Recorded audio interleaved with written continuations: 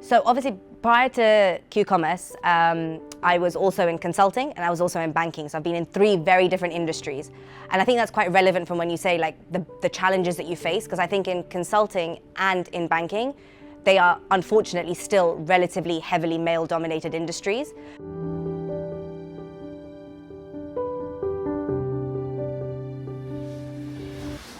And I think the challenges you face there sometimes is feeling that you have a voice, feeling that you can be heard.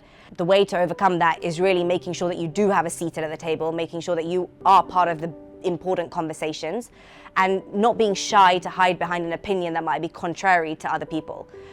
The female population not always being 50-50, I think lends itself very much to why mentoring and networking is so important.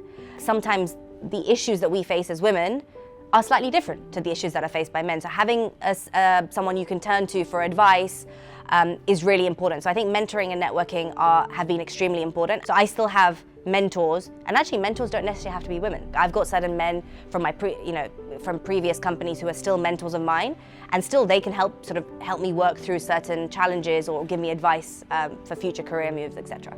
Right. So this is an actual piece of advice that I was given when I was quite junior in banking. You can't have it all. And someone said that to me, and I took that really shockingly, being like, what do you mean I can't have it all? And now that 10 years later, I'm seeing my life play out, I understand exactly what they meant. And I think the idea is not to scare anyone, but to be realistic and say, I'm sure that in the future you probably want to have a family. You also have maybe hobbies or whatever.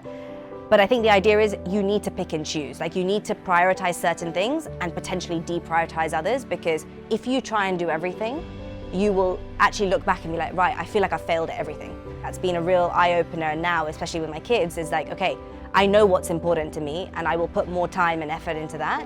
And there are certain things that are gonna have to take the back seat for a little while. So it's not to say to others that, don't aspire for leadership roles. I think we can do it, and I think we should definitely aim high, and you can do it. It's just be realistic that there are trade-offs at different points in your career, and be ready to embrace them and say, okay, you know what, this is a phase. I'll have a trade-off here, I'll accept it, and I'll wait till the next phase of my life.